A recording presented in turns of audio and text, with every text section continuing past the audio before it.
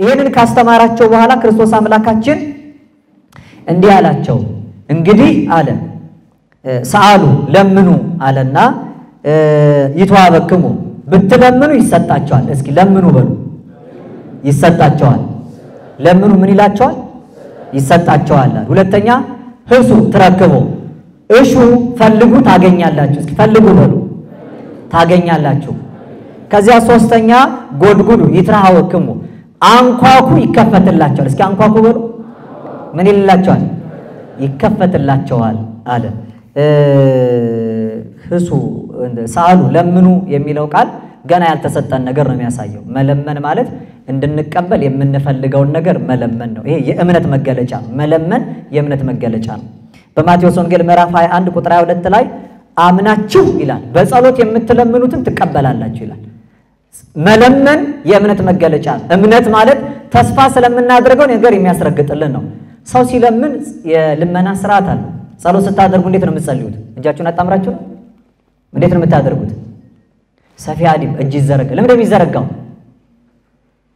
ያው ስትለምኑ እንደምትቀበሉ አምናችሁ ስለሆነ ቤት ይሰጣችኋል እጅ ኪስ ሰጡ አሁን አንድ የኔ ቤት ወደ እናንተ መጥቶ እጁን ኪሶ ከቶ ስለ እግዚአብሔር ይላችሁ ምን ትላላችሁ ንቀቱ አትሉ እንዴት ነው የሚለመናችሁ መጀመሪያ እጁን ምን ያደርጋል ሲለምን እንደሚቀበል አምኖ አይደል ቆይ ሰጣለሁ ስትሉት አይደለም እጁን የሚዘረጋው ወይ ደግሞ ኪሱን የሚከፍትላችሁ መጀመሪያ እንደምትሰጡት ስለሚያም እጁን ዘርግቶ ሊቀበላችሁ ነው የሚለምነው ለምኑ የሚለው ቃል እምነትን ይገልጣል ልመና እምነትን ይገልጣል አሁን ሰው የሚለምነው አንድ ነገር ሲፈልግ ነው የፈለገውን ነገር እግዚአብሔር ፊት ካቀረበ ግን በእምነት ከለመነ ያገኛል በሱ ዘንድ ያለን ድፍረት ይህ ነው ይላል ቅዱስ ዮሐንስ ወልደ ነጎድጓድ በርሱ እንደ ፈቃዱ ብትለምኑ ትቀበላላችሁ ነው የሚለው ስንለምነው ይሰጣናል ታምናላችሁ አታምኑ ለዚህ ለምኑ ብሎ ይሰጣቸዋል ነው የሚለው ሁለተኛ እሹ ይላል እሹ መሻት ማለት በተስፋ እንደተሰጣ አውቆ ማሰስ መፈለግ ነው እሹ ፈልጉ ታገኛ አንዴ ተሰጥቷል ማለት ነው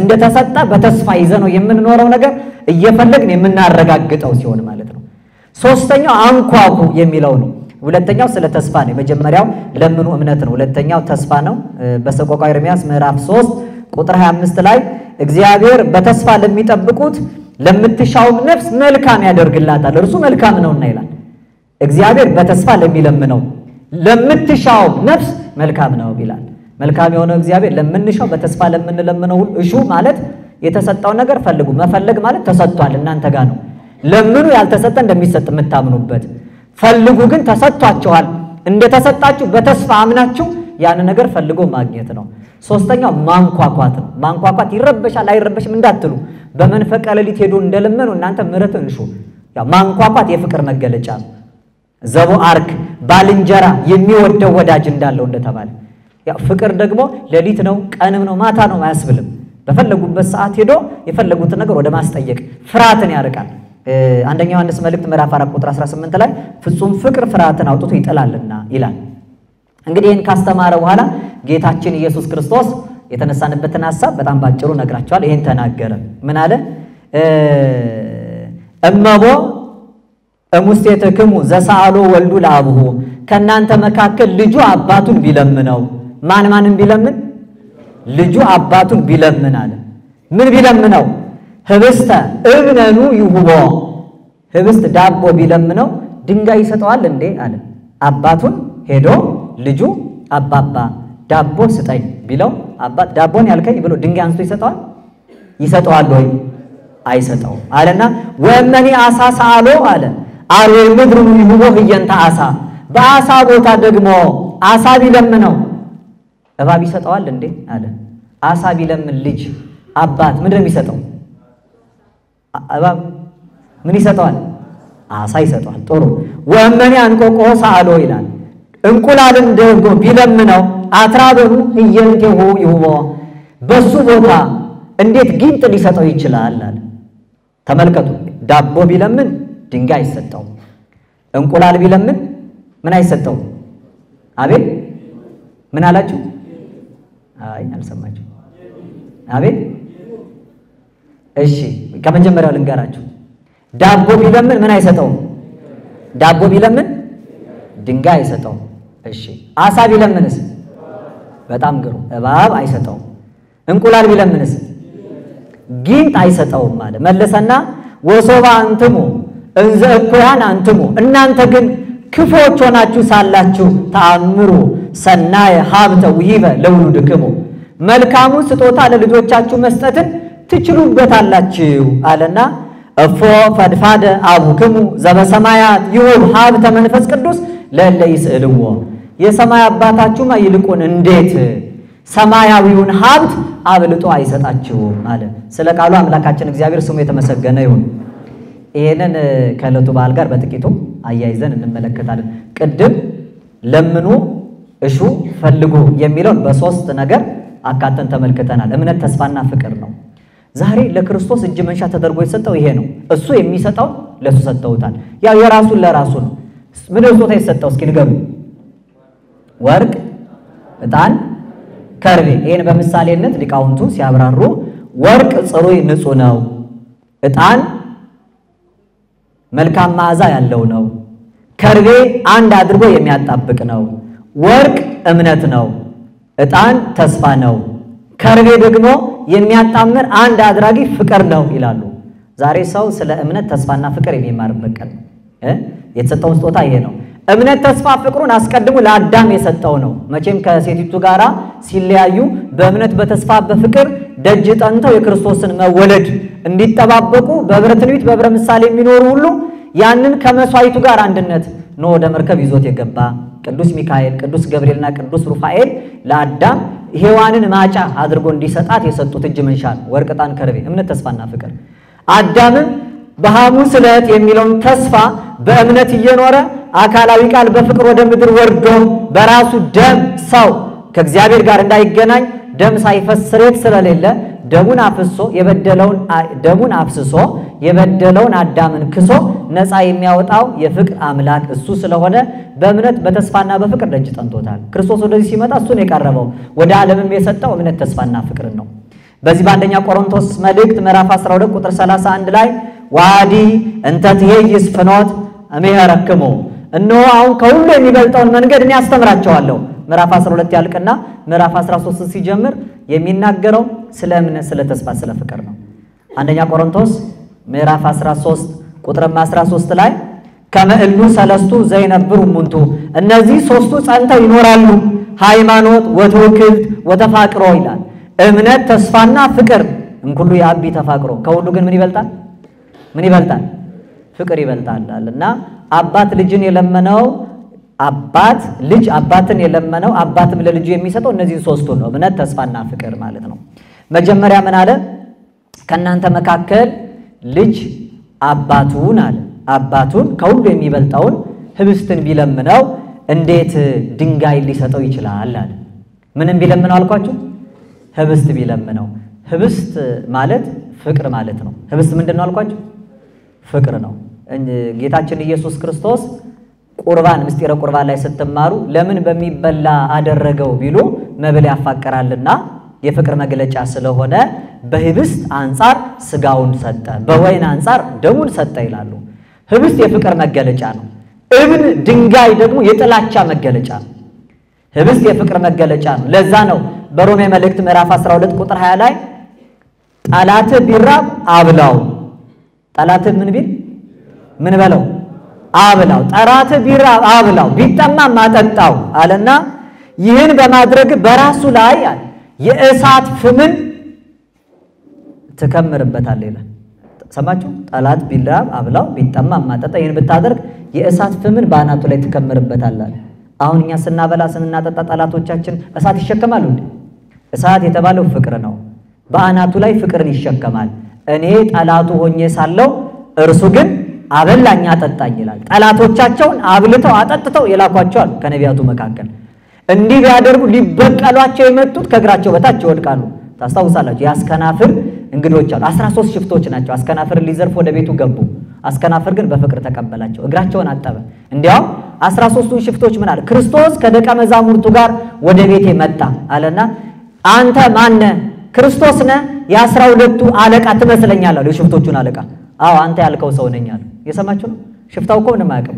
እግሩን አጠበና 34 ዓመት ሙሉ ሽባ የሆነ ልጁ ላይ ወስዶ አፈሰሰበት። ያን ጊዜ 34 ዓመት ሽባ የነበረው ልጁ በሽፍቶቹ አለቃ ግርጣቢ ተነስቶ ዳነ። ከዛ አስከናፍር እግራቸው ስር መጥቶ እየተደፋ እኔ በውሃ አጠብኳችሁ ላጥባችሁስ የሚገባኝ በንባዬ ነው። አምላኬ ሆይ አብርሃም ቸር ቢሆን በአንድነት በሶስትነት ወደ ቤቱ ገባ፣ አንተ እንዴት በ12ቱ ሐዋርያት ተከተለ ወደ ቤቴ ትገባለህ አለው። ብሩን ወርቁን ገና ሳይሰርቁት አውጥቶ ሰጠ። እልልታውን ሲሰሙ ጎረቤቶች ምን ሆኖ ነው ብለው መጡ አስከናፍር ጋር። ይሄው ኃጢአተኛ በደለኛም ቢሆን በድንኳኔ ጥላ ስር ግን ክርስቶስ ከደቀ መዛሙርቱ ጋር መጣ። እኛ መፍቀሬ ነው ገፋዬ ነዳይ ገንዘብ የምንወድ ድሃ ስለምንገፋ በረከቱ ቀረብን። በቃ ገንዘባችንን በሙሉ አውጥተን እንስጣቸውን ወደ ቤታችን ይግባ። ለሽፍቶቹ ሁሉ ሰው ብር የሚሰጡን ዋሽተን እንዲህ ከሆነልን የእውነትማ ብንናገር ከዚህ በላይ ይሆነልን የለ አሉ። አስከናፍርን አንስተው ከእግሩ በታች ወደቁኛ ሌቦች ነን አሉት። የሰማችሁ ጠላት ሊሰርቅ የመጣው ሌባ ነኝ አለ። አመኑ። አንዳንድ ጭብጥ የሚሆን ምስር ሰጣቸው። ከበረሃ ዘርተው በቀን 3 ብቻ እየበሉ እምነትን መስክረው በሰማዕትነት አረፉ። ያስከናፍር ሽፍቶች በቤቻናችን ይታሰባሉ። በሽፍቶቹ ቃል ኪዳን እግዚአብሔር ሁላችን ይማረን። አያችሁ አስከናፍር እነዚህን ያተረፈው ጠላት ሆነው ሊሰርቁ ቢመጡ ስላበላ ስላጠጣ ነው። ህብስት የፍቅር መገለጫ ነው። ከናንተ መካከል አባቱን ልጅ እኛ ልጆች እግዚአብሔርን እምነት ብንለምነው እንዴት ጥላቻ ፍቅር ብንለምነው ይቅርታ ፍቅር ብንለምነው እንዴት ጥላቻ ይሰጠናል? ያው ድንጋይ የሚባለው ጥላቻ ነው። ልቡ እንደ ድንጋይ የደነደነ ሰው ታውቃላችሁ አይደል? እንደ ድንጋይ የደነደነ ማለት ለፍቅር ቦታ የሌለው ያልተከፈለ ማለት ነው። በመጽሐፈ ኢዮብ ምዕራፍ 41 ቁጥር 16 ላይ ልቡ እንደ ድንጋይ የደነደነ ጥላቻ በውስጡ ያለው ትዕቢተኛ ይላል። ልቡ እንደ ድንጋይ የደነደነ ማለት ፍቅር የሌለው ሌላውን ለመቀበል አቅም ያጣ ሰው ማለት ነው። ስለዚህ ልባችን በፍቅር ከተከፈለ ድንጋይነቱ ያልፋል። ብዙ ጊዜ ህብስትና ድንጋይ አብረው የሚሄዱ ተቃራኒ ነገሮች ናቸው። አታስታውሱም? ሰይጣን ክርስቶስ 40 መዓልት 40 ሌሊት ከጾመ በኋላ እየጾመ ሳይሆን ሲጾም አራበው። ሲጾም ይጋደላል ሰው። ረሃብ ስሜት ሲሰማ ረሃብ አይባልም። ምግብን ማጣት ረሃብ ሲባል፣ ምግብን መናግን ጾም ይባላል። ንቃችሁ ስትቆሙ እየጾማችሁ ነው። አታችሁ ስትለምኑ ግን እየተራባችሁ ነው። ክርስቶስ ከጾመ በኋላ ተራበ። ያን ጊዜ ዲያብሎስ ድንጋይ ይዞ መጥቶ ምን አለው? ይሄን ድንጋይ ምን አድርገው ዳቦ አድርገውና እንብላ አለው ይላል። ክርስቶስ ግን ገሰጸው። ሰው በእንጀራ ብቻ አይኖርም ከእግዚአብሔር አፍ በሚወጣ ቃል ጭምር እንጂ ይላል። ዛሬም እኛም ቢፈተነን ድንጋይ ይዞ መጥቶ ዳቦ አድርጉት የሚል ይመስላችኋል? አይለንም? እኔ የሚል አይመስለኝም። የዛሬው ሰይጣን ዳቦ ይዞ መጥቶ ነው እናንተ ከምን ይላል? ይሄን ዳቦ ድንጋይ አድርጉትና እስኪ ተጣሉበት ይላችሁ። አይመስላችሁም? እንደዚህ አይደል? ሰው ጣቢያለሽ በዳቦ አይደል የሚለው። ዛሬ ዳቦ ሰጥቼው የሚጣላኝ ሰው ይላል እኮ። እንኳን ዳቦ ፈልጉ ድንጋዩን ዳቦ አድርጎ በልቶ ሊያመሰግን ቀርቶ ማለት ነው። ብቻ እንድትይዙት ዋናው ነጥብ ህብስት የተባለው ፍቅርን የሚገልጥ ነው። እግዚአብሔር አምላክ የፍቅር ሸማ በቸርነቱ ያላብሰን። ወደ ዓለም የመጣው ክርስቶስ ዛሬ ወርቅ እንደተቀበለ ከርቤ እንደተቀበለ ዕጣን እንደተቀበለ ከዚህ መካከል ከርቤው አንድ አድራጊ የሚያዋህድ የሚያጣብቅ ነውና ፍቅርን ምሳሌ አድርጎ ለፍጥረት ሁሉ ያመጣው አንተ ፍቅርን ነው ተብሎ ፍቅርን ተቀበለ። በዚህም አንፃር ልጅ አባቱን የሰማይ አባት እግዚአብሔርን ፍቅርን ቢለምነው እግዚአብሔር እንዴት ጥላቻን ይሰጣል አለ። ዛሬ እርስ በርስ መገፋፋት፣ እርስ በርስ መጣላት፣ እርስ በርስ መነቃቀፍና መጠላለፍ የበዛበት ዘመን ነው። አይታችኋል። ከላይ ከታች ከጎን ሁሉም ሰው እርስ በርሱ የተገፋፋበት ነው። የገዛ ወንድሙን እንኳን እኛን ነው እነሱን ነው እያለ የሚናገርበት ዘመን። አንዱ ኢትዮጵያዊ እንደ አንድ ፈትል እግዚአብሔር በመካከል ሆኖ ከሶስት የተገመደ እንግዲህ እያንዳንዱ ሰው ከባልንጀራው ጋራ በስጋውና ደሙ ከእግዚአብሔር ጋር አንድነት ከቅዱሳን ጋር ህብረት እንዳለው የሚያምን ሰው በሙሉ ዛሬ በህብስት ፈንታ ድንጋይ እየተቀበለ ያለበት ዘመን። እውነተኛው አባት ግን ድንጋይ አይሰጥም፣ የሚሰጠው ዳቦ ነው። ምን እንደሚሰጠው አልኳችሁ? ዳቦ እንደሚያፋቅረው መብል አንድ ነው የሚያደርገው። በማይበር ተበልቶ እግዚአብሔር ተመስግኖበት እንደሚከብረው ሁሉ በቸርነቱ ዛሬ ፍቅር፣ አንድነት፣ ሰላም፣ ስምምነት፣ ፈውስ፣ ጤንነቱን ለምድራችን እግዚአብሔር ያድልልን። ከተለያየ ማይበረሰብ መጣጣቸዋል። ዓለም ላይ ቢሆን ኖሮ ይሄኔ ትምህርት ቤትም ካምፓስም ቢሆን ከዚህ ብሔር የመጣችሁ የዚህ ፓርቲ ደጋፊዎች የዚህ አባል ይሆናችሁ ተብላችሁ ነው የምትደራጁት። እዚህ ግን የለም ጨዋ የለም፣ ጌታ የለም፣ ሕፃን የለም፣ ወንድ የለም፣ ሴት የለም። ሁሉ አንድነት ተቀምጦ የእግዚአብሔር ቃል እኩል ይሰማል። እውነተኛው የሰማይ መንገድ ስንቅ የነፍስ ቀለብ የተባለ ፍቅርን የሚሰጠው ህብስት ቃል እግዚአብሔር ይታደላል። ሁለተኛው ጨርሻለሁ። ሁለተኛው ከናንተ መካከል አለ አሳ ቢለምነው ደግሞ እባብን የሚሰጠው ማን ነው አለ? አሳ በሉ እስኪ። የዳቦ ተቃራኒው ድንጋይ እንደነበረው ሁሉ የአሳ ተቃራኒ ደግሞ ምን ተባለ? እባብ ተባለ። አሳ ደግሞ የእምነት መገለጫ ነው። ቅድም ህብስት የፍቅር መገለጫ ነው እንዳለ አሳ የእምነት መገለጫ ነው። አሳ የሚኖረው በባህር ውስጥ ነው። እንዲሁ አማንያንም ደግሞ በጥምቀት ሀብት ጥላ ስር የሚኖሩ ናቸው። በጥምቀት ባገኙት ጥምቀት ከውሃ እንደሚገኘው አሳ በውሃም እንደሚኖረው ሁሉ ሁለቱን አንድ ያደርጋቸዋል። ክርስቲያኖች ጥንቱን የእምነታቸው መገለጫ ከመስቀል ጋር አብሮ አሳ ነበር። አሳ የመስቀል ምልክት ሆኖ በተለይ ካታኮም ግንበበ ምድር ውስጥ ያሉ ክርስቲያኖች ይጠቀሙበት ነበር። ኢክቴስ ይባላል አሳ በራሱ በግሪኩ። እያንዳንዱ ፊደል ኢክቴስ የሚለው ፊደል ኢየሱስ ክርስቶስ ወልደ እግዚአብሔር መሆኑን የሚያመለክት መድኃኒትነቱን የሚያስረዳ ነው። ኢየሱስ ክርስቶስን የአሳው ትርጉም ኢየሱስ ክርስቶስ የእግዚአብሔር ልጅ መድኃኒት መሆኑን ያሳያል። መድኃኒት መሆኑን ያሳያልና እያንዳንዱን ፊደል አሳ የሚለውን በግሪኩ በጽሩ ኢክቴስ ብለው ሲጠቀሙ ጂሰስ ክራይስት ብለው ሰን ኦፍ ጋድ ሴቪየር ኢየሱስ ክርስቶስ የእግዚአብሔር ልጅ አዳኝ የሚለውን ምልክታቸው አድርገው ኢየሱስ ክርስቶስን ያው የእግዚአብሔር ልጅ መድኃኒት መሆኑን የሚመሰክሩበት የእምነታቸው መገለጫ አሳ የክርስቲያኖች ፈተና መውጫ ሆኖ እንደ መስቀሉ ያገለግላቸው ነበር። በዚሁ አንፃር ከአሳ ውጪ ያለው ሁለተኛው ግን ክህደት ነው። አርዌ ምድር ታውቃላችሁ የክህደት ምንጭ ነው። ዲያብሎስ ሰይጣን ራሱ እባብ ተብሎ ተጠርቷል። በዮሐንስ ራእይ ምዕራፍ 20 ቁጥር 2 ላይ የቀደመው እባብ ዲያብሎስ የተባለው ሰይጣን ይለዋል። ከናንተ መካከል እምነት ቢለምነው ክህደት እንዴት የሰማይ አባት ይሰጣል? እምነት ብትሹ ያው እንዳልጠመቅ ምን ይከለክለኛል ብሎ ኢትዮጵያዊ ጃንደረባ ባኮስ ሲናገር ምንድነው የተባለው? ብታምን ተፈቅዶልሃል ተብሏል። ብታምን የለመነው እሱ ምንድነው? አሳን የለመነው ማለት ነው። አሳ ኢክቴስ መስቀሉ ድህነትን፣ እውነትን፣ ህይወትን ፈለገ። ህይወትን ለሚፈልግ ማን አርዌ ምድር እባብ ይሰጠዋል? ማን ወደ ክህደት እንዲሄድ ያደርገዋል ይላል። የሰማይ አባታችን እምነት ከለመነው እምነት ይሰጠናል። ሐዋርያት ወደ ተጠግተው ወስከና ሃይማኖት እምነት ጨምርልን አሉት። እናንተ ምን ይጨመር ሲባል ወጥ ነው የምትሉት መሰለኝ ካለ ምን ይጨመር ከዛሬ ጀምሮ ሰው ምን ይጨመር ካላችሁ እምነት በሉት። እግዚአብሔር በቸርነቱ እምነት ይጨምርልን። አንዳንዶች ደሞዝ አሉ መሰለኝ። ይጨመር ሲባል ወዲያው የሚመጣው ስጋዊ ጥቅም ነው ወደ ልባችን። ሐዋርያት ወደ ክርስቶስ ተጠግተው ጨምርልን አሉት። በረከታቸው ይደርብንና የቤተክርስቲያናችን ፓትርያርክ አቡነ ጳውሎስ አንድ ጊዜ እዚህ የቅዱስ ሥላሴ መንፈሳዊ ኮሌጅ ደቀ መዛሙርት ተሰበሰቡና ሰላማዊ ሰልፍ ወጡ። ምን ሆናችሁ ነው አሏቸው። ጥያቄ አለ። ምንድነው ጥያቄያችሁ? እኛ እዚህ ቴዎሎጂ ኮሌጅ ውስጥ እያለን የሚከፈለን ገንዘብ ይሄ ነው፣ የሚቀርብልን ምግብ ይሄ ነው፣ በቃ ደሞዝ ይጨመርልን አሉ። ሳቁ በጣም። ምን ነው አሏቸው። አይ የዛሬው ሐዋርያና የቀድሞ ሐዋርያ ገርሞኝ ነው። የቀድሞቹ እምነት ጨምርልን ነው፣ ዛሬ ደሞዝ ጨምርልን። እኛ ምንድነው ይጨመርላችሁ ብንባል ምን ይጨመርልን እንላለን? በሉ አይዞችሁ ዛሬ እምነት በሉ። እግዚአብሔር በቸርነቱ እምነቱን ይጨምርልን። የመጨረሻ እንቆቆሆ ወይም እንቁላል ከናንተ መካከል ቢለምን አትራብ ወይም ደግሞ ጊንጥ የሚሰጠው ማን ነው አለ። ያው እንቁላል ከነቅርፊቱ አይበላም። ምኑ ነው የሚበላው? ውስጡ ያለውን። አልበለዚያ እንቁላል የሚሰበስብ ሰው ደግሞ ወደፊት ከእንቁላሉ ጫጩት ተወልዶ ዳግም ደግሞ ሌላ ዶሮ አገኛለሁ ብሎ በተስፋ ይኖራል። እንቁላል የተስፋ ምሳሌ ነው። ውስጡ ያለውን ኋላ ከውስጥ ነው አናየው። ምክንያቱም እምነት ተስፋ ስለምናደርገው ነገር የሚያስረግጥልን ነገር ነው። ስለዚህ እንቁላል ተስፋ ነው። ወደፊት ጫጩት ይሆናል፣ ከውስጥ ያለው አስኳል ደግሞ ይበላል ተብሎ ነው ተስፋ የሚደረገው። ስለዚህ እንቁላል የተስፋ ምሳሌ ነው። እንቁላል ኋላ ቀስ በቀስ እንቁላል ምን ይባላል? የተስፋ ነገር ነው አይደል? በተስፋ ያለ ነገር ነው። ስለዚህ ከናንተ መካከል ተስፋ ቢለምን ይላል። ጊንጥ ደግሞ ማለት ቀቢጸ ተስፋ ነው። ጊንጥ ታቃለ ስኮርፒዮን ታቃላችሁ አይደል? ጊንጥ በምኑ ነው የሚናደፈው?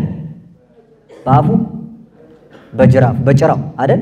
እንዲህ ተብሎ ተቀምጧል። ዮሐንስ ራእይ ምዕራፍ 9 ቁጥር 10 ላይ ጊንጦች በጅራታቸው ላይ መውጊያቸው አለ ይላል። የሚዋጉት ከኋላ ነው። ከኋላ ማለት ቀቢጸ ተስፋ ወደ ኋላ የሚጎትት ነው። እንቁላል ወደፊት ነው፣ ወደፊት ጫጩት ይሆናል ተብሎ ይታሰብ። ጊንጥ ግን ከኋላ ባለው ነው የሚወጋው።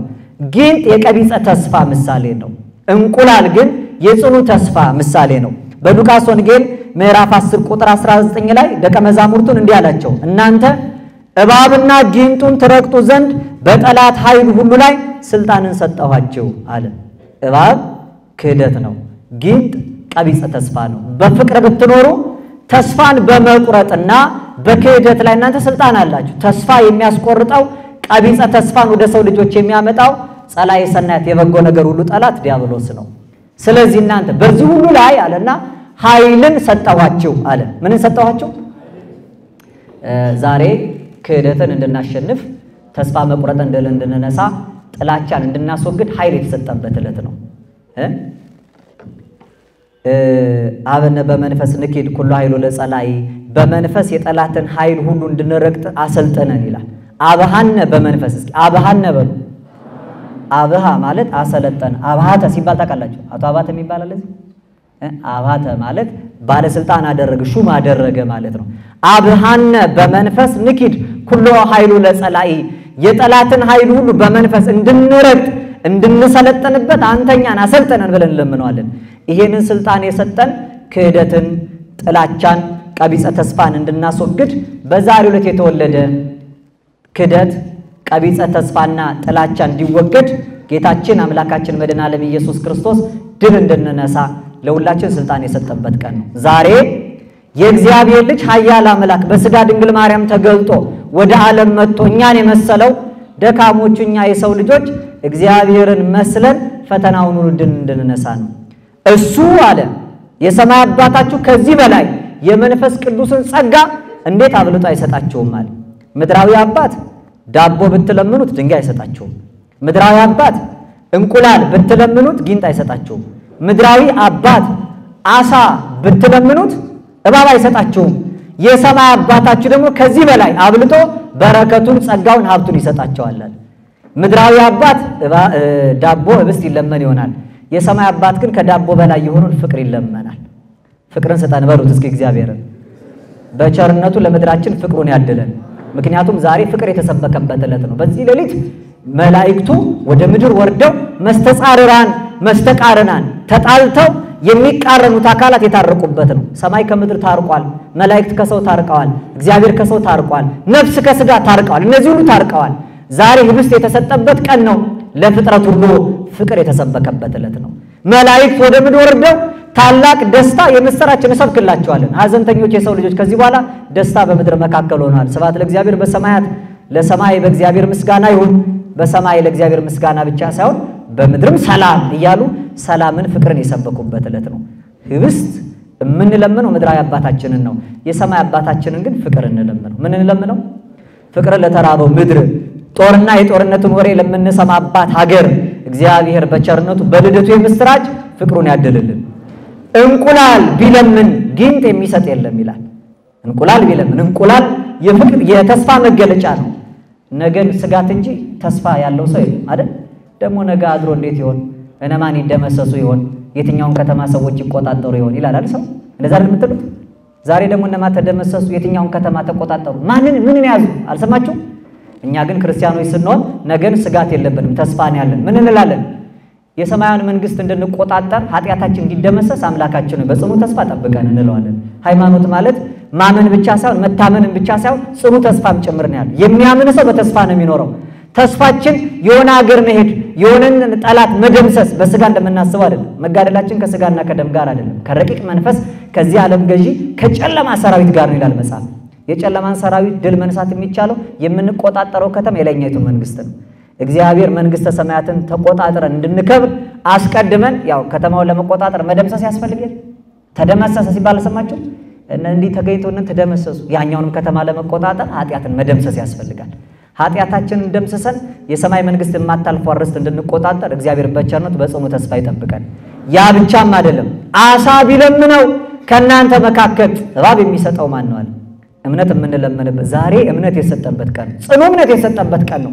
ክርስቶስ ስጋን ለብሶ ወደ ዓለም ሲመጣ እኛ እሱን እንድንመስል ማለት ነው። ሰማይ ዓለም ሰማይ የሆነበት ጥንቱን አንድ ጊዜ ለቅዱሳን የሰጠችው ሃይማኖት በክብር በክርስቶስ በኩል የተመለሰች እኔ መንገድ ነኝ አለ ክርስቶስ። ምንድን ነኝ አለ? መንገድ ማለት ሃይማኖት ነው። አነ አዌ ወመንፈስ ቅዱስ ፍኖት አንቀጽ ወደ እኔ አባቴና መንፈስ ቅዱስ መንገድ በርና ማረፊያ ነን ይላል። በቸርነቱ መንገድ በተባለ ሃይማኖት፣ ምሕረት በተባለ በር ማረፊያ የተባለውን መንግስቱን እንዲያድለን አምላካችን በቸርነቱ ይርዳል። እምነትን ብትለምኑ ዛሬ የዓለም ሁሉ እምነት፣ የዓለም ሁሉ መድኃኒት፣ የዓለም ሁሉ ቤዛ፣ የዓለም ሁሉ ሕይወት የተወለደበት ቀን ነው። ተወስዶ የነበር እምነት ለሰው ልጆች የተመለሰበት ቀን ነው። እምነት በተመለሰበት በዛሬው ዕለት እንደ አሳ እውነተኛውን እምነት በድንግል ማርያም እቅፍ ላይ ተጠቅልሎ ያየ ነው። በበረት ተጥሎ የተመለከተው ሰባ ሰገል የሰገዱለት እምነት ተስፋ ፍቅር ለዓለም የምትሰጠነ ብለው እጅ መንሻ እንደሰጡት እኛም በእምነት በተስፋ በፍቅር ጸንተን ከሁሉ ፍቅር ይበልጣልና በፍቅርም በሰላም ማሰሪያ በፍቅር አንድነት በርትተን በቀኙ ከሚቆሙት መካከል አይቶን የሰማይ መንግስት የማታልፈው አርስት ዜጎች እንድንሆን ንዑሃቤ ወደኛም የመጣ ዳግም ደግሞ ሲመጣ ወደኔኑ የሚለውን ቃል እንድንሰማ በቸርነቱ ይርዳን። ለአባቶቻችን ያለን ክብር፣ ለኦርቶዶክሳዊቷ ተዋህዶ ሃይማኖታችን ያለን ፍቅር፣ በእምነት ያለን ጽናት፣ በተጋድሎም ያለን ትጋት ሳይቀንስ ሰማያዊ የሆነውን የእግዚአብሔርን ኃይል በታቦት በመስቀሉ መንፈሳዊን በረከት በእምነት በጠበሉ ተቀብለን ክብሩን እንድንወርስ የሁላችንን ፍጻሜ ያሳምርልን። ምን ነበር የትምህርታችን ርዕስ? ዳቦ አሳና እንቁላል። እመይ ስሕትኩ አንትሙ ለበመንፈስ አርቶኒን ያላገባብ የጨመርኩትን ስቺ ያጎደልኩትን ብፁዕ አባታችን መምህራን ወንድሞቼ መንፈሳዊ እግዚአብሔር ቤተሰቦች አርሙኝ። ይቆየን። ስብሐት ለእግዚአብሔር። መልካም በዓል።